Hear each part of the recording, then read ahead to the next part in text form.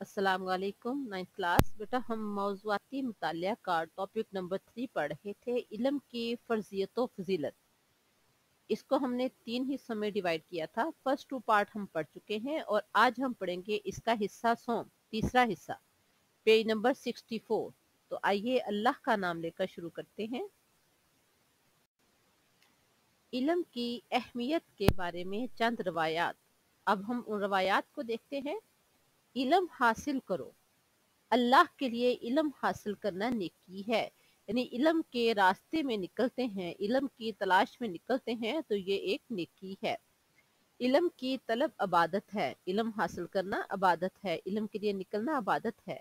इसमें मसरूफ रहना, तहकीक और बासो मुबासा करना जिहाद है। यानी इल्म के लिए निकलते हैं, इसकी तहकीक करते हैं, इसके बारे में बासो मुबासा करते हैं, तो इसका अजर जिहाद के बराबर है। इल्म सिखाओ तो सदका है, क्योंकि ये सदका जारिया है। अगर आप किसी को कोई अच्छी बात बताते हैं तो वो आगे किसी को बताता है, तो इस तरह दिए से दिया जलता रहता है और सदका जारिया जारी रहता है। तो यानी इल्म सिखाना सदका है। इल्म तन्हाई का साथी, फराखी और तंगदस्ती में रहनुमा, गमखार दोस्त और बेहतरीन हमनशीन है। यानी अगर आप तन्हा हैं तो इल्म की बातों में मसरूफ हो जाए, किताबें पढ़े, तो ये आपका बेहतरीन साथी है। आपके पास रिज़्क की कमी है, आपके पास रिज़्क की फरावानी है, किस तरह से खर्च करना है, आपके पास इल्म होगा, आपके पास नॉलेज होगा, तो आपको सही पता चलेगा कि मियाना रवि क्या है, ना इसराफ करना है ना बुखल करना है। गमखार दोस्त और बेहतरीन हमनशी है, ऐसा दोस्त है जिसके साथ आप हर बात शेयर कर सकते हैं, तो वो आपकी रहनुमाई ही करेगा और आपका बेहतरीन साथी है। इल्म जन्नत का रास्ता बताता है, क्योंकि अगर हम इल्म हासिल करते हैं तो हमें अच्छाई और बुराई, खैर और शर में पता चलता है।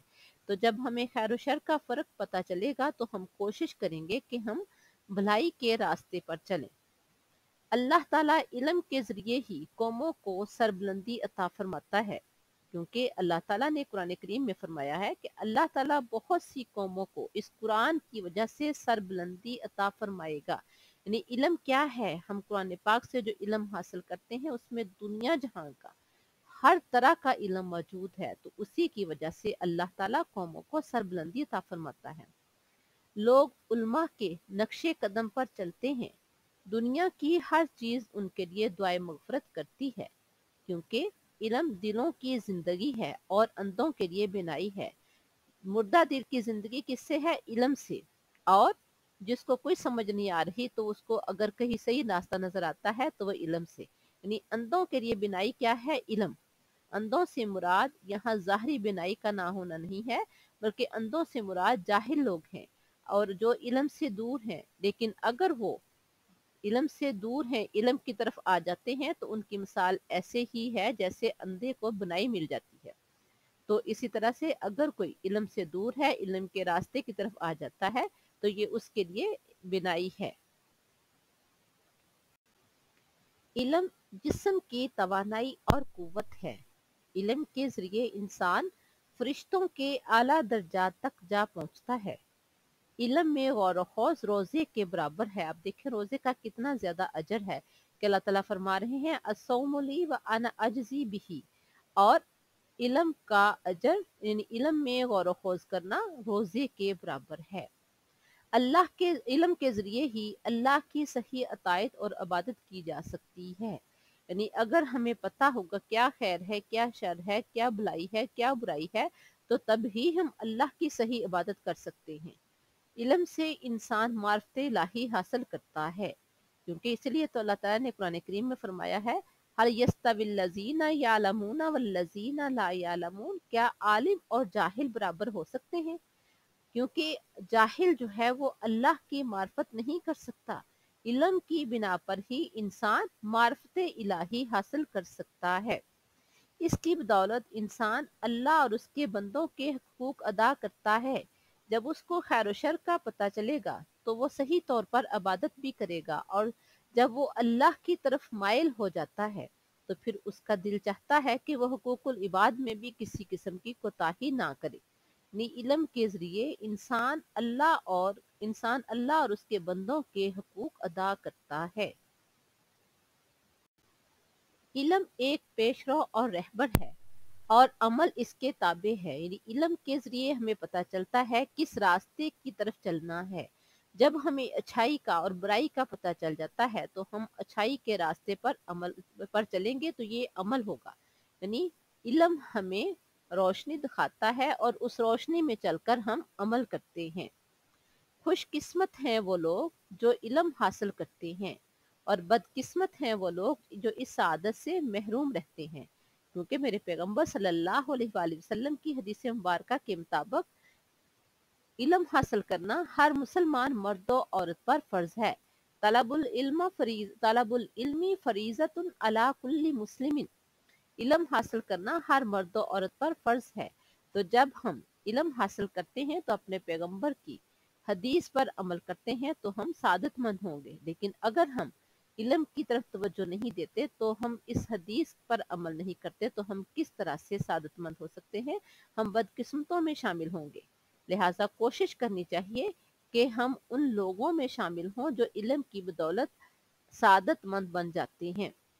اسلام اپنے ماننے والوں کو درس دیتا ہے، درس مین سبق دیتا ہے کہ علم کی تلاش میں نکلو اور حکمت کے موتی جہاں سے ملے انہیں حاصل کرو، کیونکہ پیغمبر صلی اللہ علیہ وآلہ وسلم نے فرمایا ہے کہ علم و حکمت مومن کی متاع گم گشتہ ہے، اس کا قیمتی سامان ہے جو کھویا ہوا ہے، یہاں سے ملے اسے حاصل کرنے کی کوشش کرے، کیونکہ وہی اس کا سب سے زیادہ حقدار ہے، علم کا سب سے زیادہ حقدار ایک مسلمان ہی ہے۔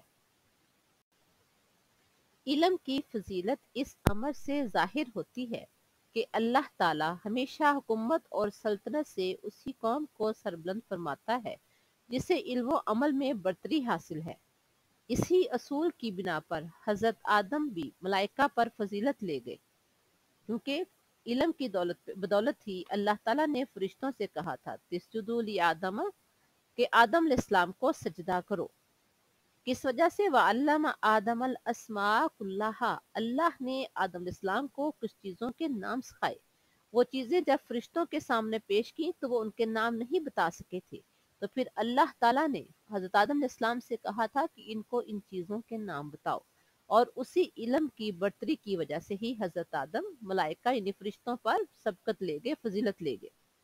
علم کی بنا پر ہی مسلمان تمام دنیا پر چھا گئے، مگر جب انہوں نے قرآن کریم کی تعلیمات کو چھوڑا اور علم کی روشنی سے دور ہو گئے تو زوال کا شکار ہو گئے، کیونکہ اللہ تعالیٰ نے قرآن کریم میں ارشاد فرمایا ہے کہ اللہ تعالیٰ بہت سی قوموں کو اس قرآن کی وجہ سے سربلندی عطا فرمائے گا اور بہت سی دوسری قوموں کو اس قرآن سے غفلت کی وجہ سے گرا دے گا یا تباہ کر دے گا۔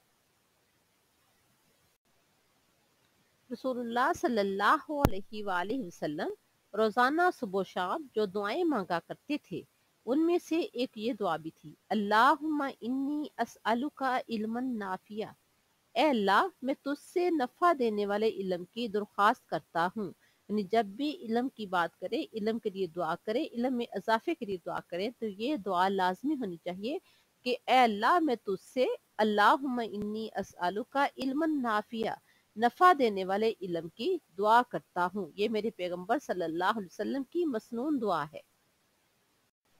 اس طرح یہ مسنون دعا ہے کہ اے اللہ جو علم تو نے ہمیں دیا ہے اسے ہمارے لیے مفید بنا اور ہمیں ایسا علم عطا فرما جو ہمیں نفع پہنچائے۔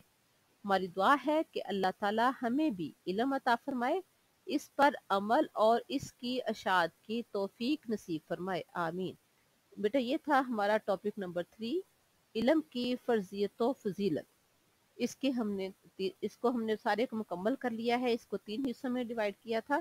آج ہم نے پیج نمبر 64 پڑھا ہے، آپ نے اس کو سارے لیسن کو بہت اچھی طرح سے یاد بھی کرنا ہے اور آپ نے اس کو نوٹ بھی کرتے جانا ہے۔ اس کے بعد انشاءاللہ ہم اس پورے چیپٹر کے شارٹ کوسچن کریں گے۔ اللہ حافظ۔